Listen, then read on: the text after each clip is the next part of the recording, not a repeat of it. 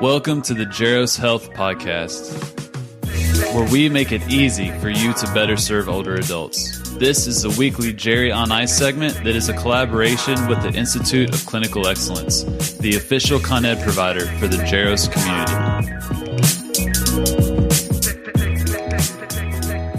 Morning, y'all. We're live on Facebook. We're live on Instagram. My name is Dustin Jones. It is Wednesday, so that means it's Jerry on Ice, the Wednesday segment for the PT on Ice Daily Show, brought to you by none other than the Institute of Clinical Excellence, or ICE. Did y'all peep that new website? It is nice. ICE, or ptonice.com. You should check that out if you haven't already. Good morning, Kelsey. How are things going? So first off, I wanted to mention or bring back up something I mentioned at the beginning of July. So July 3rd, I did an episode of the Awesome List, of the power of the Awesome List. And I went through, how we can kind of encourage folks and just the power of showing people where they are normal, where they are doing well. And then at the end, I had a little call to action for Ernie. Ernie is a gentleman behind the account of 97 years young. His son or grandson Devin is the one that actually works the account and posts their regular workouts and exercise routines, and it is by far my favorite Instagram account. And Ernie turned 98 years old. This was late last week, and the call to action in that previous episode was let's try and get at least 98 birthday cards sent to Ernie, because Ernie has quite the big following on Instagram. He doesn't necessarily grasp how videos of him working out are influencing other people, how there's so many of us in the rehab or fitness profession that are really getting behind what he's doing and supporting him. And what happened is that Ernie actually received over 120 happy birthday cards, which is mind-blowing. Just super cool to see you all and the people in the Jaros Health community and then that account's followers come together to send a birthday card to Ernie. And the video of his reaction to receiving that box of over 100 and some birthday cards is priceless, and it's up on the Jaros Health Instagram page. So I just wanted to bring that up just to encourage y'all to check that out, because it had me laughing and crying all at the same time. And anytime you can do that, that's a beautiful thing. So today's content that you all are probably here for is about lower extremity strength and power asymmetries. Do they really matter? So this is a pretty, controversial topic in some circles, but I'm mainly going to speak to the home-dwelling older adult that has not had a stroke, that has not had some type of joint replacement.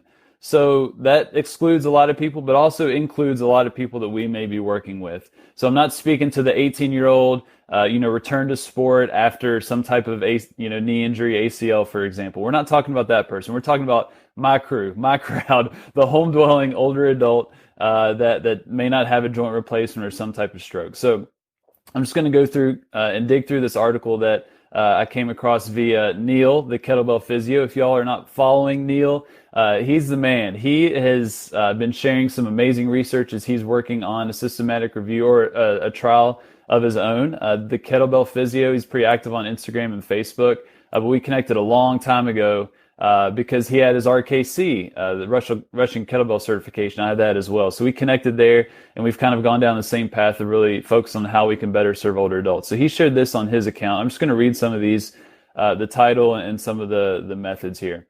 So the title is Influence of Between Limb Asymmetry and Muscle Mass, Strength, and Power on Functional Capacity in Healthy Older Adults. Okay, so this was published in the Scandinavian Journal of Medicine and Science and Sports. This is about 3 days ago, so this is fresh out of the oven. So what they wanted to look at was the impact of lower extremity asymmetry. We know that there is age-related loss of muscle mass that starts around the 5th decade. We know that annually muscle strength can be lost at a rate of 0.5% every year, and power even more so at a rate of potentially 3 to 4%. So we commonly see those declines or those, the progression in age-related losses. But what does lower limb asymmetry impact in terms of function, in terms of balance, in terms of quality of life? That is not as well researched as just a general decline of strength, of power, of muscle mass. So there is a difference between your right and left lower extremity in terms of strength and power, is that a big deal? And is that something that we should be addressing? And I would say if you look at clinical practice, oftentimes in the clinic, when we are trying to get people stronger, when we do our assessments and evaluations, we are going to potentially see some type of lower extremity asymmetry in terms of strength or power. And what do we often do? We often hit the weaker side more than the stronger side, and we often avoid some of those bilateral functional movement patterns because we want to work on that asymmetry. We want to get people symmetrical. We want that 4+ or 5 out of 5 knee extensor strength before we start to stand up and load a squat. And our weapon or tool is often the lovely green TheraBand that we never progress to the heavier resistance. And so we really want to challenge that thinking and really make sure that we're making right decisions, because that's been my observation in the different places that I've been. And I can be guilty of that as well. When I see, in my mind, a blaring difference or asymmetry in strength or power from right to left, well, okay, we need to improve on that asymmetry, get more symmetrical in terms of that force production, and then we're going to do some more of these functional activities. Well, hold up. We may want to think differently about that. So that's what this study looked at. There have been a few studies that have shown that a big difference between limb asymmetry and leg extension power is associated with impaired postural control and increased risk of falls. But does that necessarily impact functional capacity or lower extremity function in terms of these other functional tests? So that's what they were really trying to focus on. So what they did, they had 208 healthy older adults, but they were home dwelling older adults. So 70 years, give or take 2 to 3 years old. The people that I'm working with as a home health PT, and I would say a lot of the people that you may be working with as well in the outpatient clinic. And so what they did, they tested their lower extremity function. And how they did that was the 30-second chair stand test. So you all should be familiar with that if you've been following ICE for any period of time. We definitely talk about it with the STEADY, the CDC STEADY falls screening tool. They also did a 400-meter walk test, which I haven't seen that leveraged before. I've pretty familiar with the 2-minute walk test and the 6-minute walk test and the 2-minute step test. But they did a 400-meter walk test, which I found pretty interesting, especially being a track and field guy. So they took those measures. Then those same people, they tested, let me make sure I don't mess this up, their maximal isometric and dynamic knee extensor strength with the isokinetic dynamometer.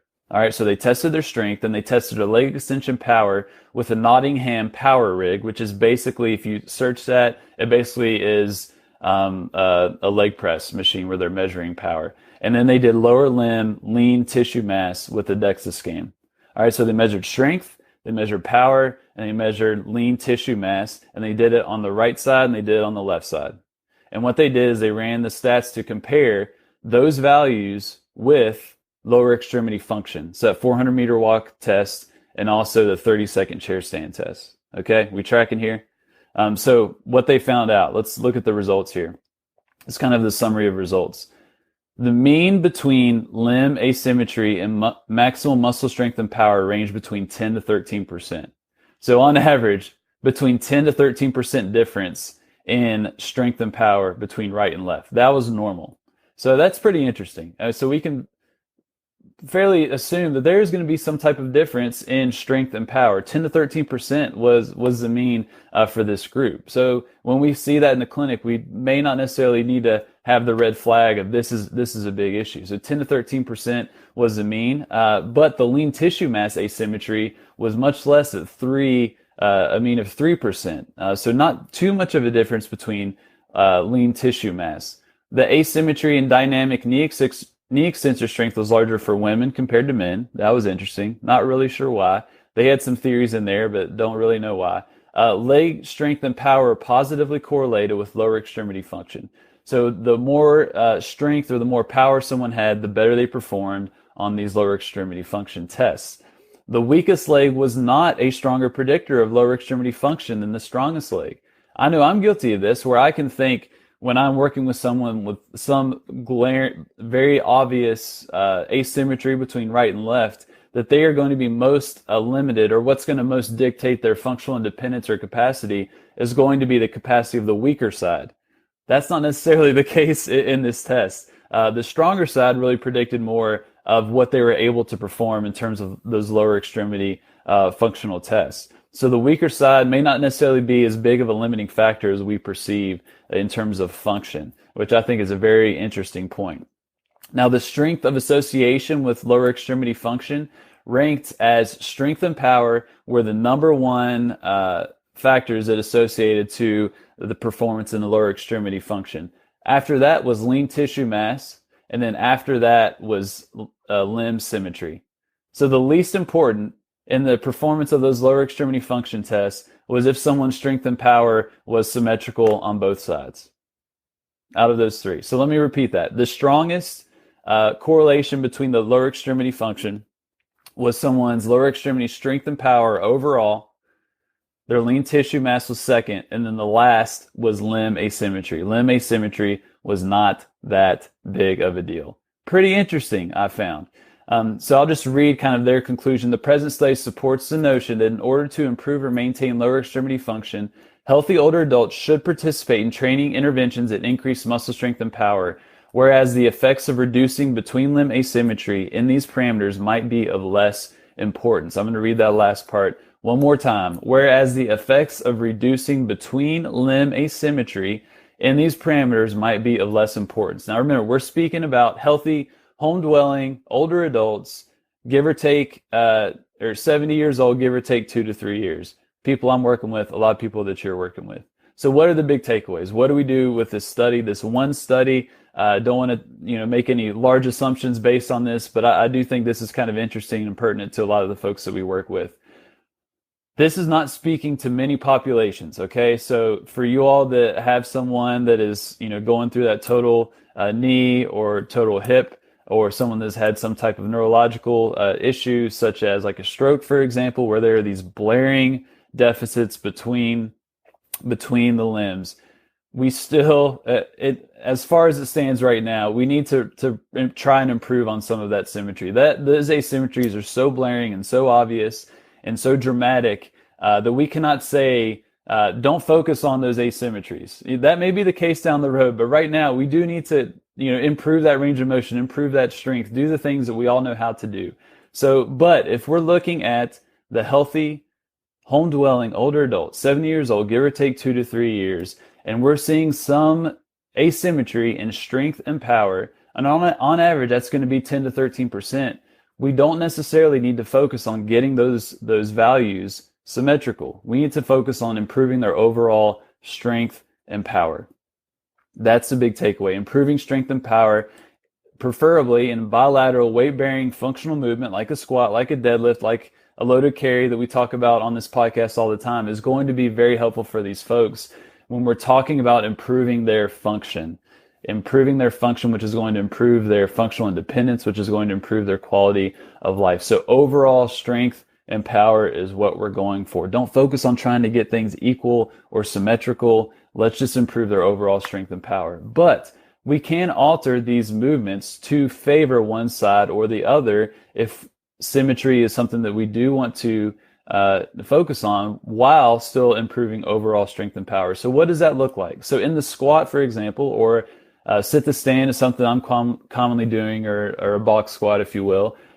Simply just shifting the weaker side posteriorly a little bit. So almost like a semi-tandem stance. And performing squats in that manner, you're going to be targeting that side where the foot is further back or posterior. It's a great way to really kind of favor to one side, but you're still trying to improve strength and power overall, but you're favoring that one side. The same with the deadlift. Shift that foot. Let's say they're weaker on the right side. Shift that right side back a little bit or posteriorly and perform that deadlift. You're going to be targeting that posterior side. So those are some very easy tweaks that we can do to favor one side to improve that symmetry while improving overall strength and power. But we don't need to just sit someone down and just hit them with TheraBand or take them on the Nautilus machines just on the right leg until that right leg gets as strong as the left. Because what often happens is that right leg may get stronger, but that left side probably gets weaker because we're not challenging as much. So they may be symmetrical, but overall you may have reduced their performance. So we need to be very thoughtful of that. So I'll put a link to this study in in the notes of this episode. We can't draw huge conclusions from this, obviously, but I did find this interesting and found it very interesting compared to what I've perceived in practice and what I am guilty of as well in terms of really focusing on symmetry, just thinking we need to get people symmetrical in terms of their strength and power before we can really start to load them up. And that may just not be the case with a lot of the folks that we're working with. So once again, the title of that study, Influence of Between Limb Asymmetry and Muscle Mass Strength and Power on Functional Capacity in Healthy Older Adults. Link will be in the comments, and shout out to Neil, the Kettlebell Physio, for sharing that on his page. It was a pretty interesting read. So that's it for today, for today's Jerry on Ice. I do want to mention modern management of the older adult. So if you go on the new website, which you should have done already, ptonice.com, go to live courses, and you're going to see this work of art, this beautiful map. I freaking love maps, and we have been able to finally put all our courses on the map so you can get kind of the bird's eye view of where people are going to be close to your region. So if you go to the Modern Management of the Older Adult page, that's a 2-day course, and also the 8-week online cohort that Christina Previtt and I teach, you'll see a map of where we're going to be over the next year. And we are going to be all over the country. Over 10 live courses signed up so far. We're going to be all the way out, east in New York, New Jersey area, all the way over to Vancouver, British Columbia, and LA in a couple weeks. So we're going to be all over, and we're likely going to be in your region. We would love to meet you. We'd love to spend a weekend with you to learn, to grow, to move, to exercise, and just grow as clinicians so we can better serve older adults. So go to ptonice.com, live courses, modern management of the older adult, and you'll see that there. Also, Hump Day Hustling is what you want to be on as well. Every Wednesday morning around this time, Jeff sends out 5 helpful links that are going to be very potent and helpful for you in your practice, and you can sign up for that at the bottom of that page. So that's all I got for now. Thank y'all for sticking with me. I will talk to y'all in a couple weeks. You have a lovely Wednesday and take care.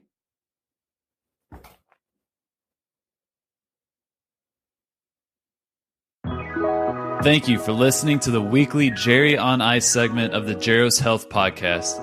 If you found this episode helpful, you should go to jeroshealth.com to check out our course offerings that will make it easy for you to better serve older adults. Once again, that's GEROS health.com and click on the courses tab. Thanks for listening.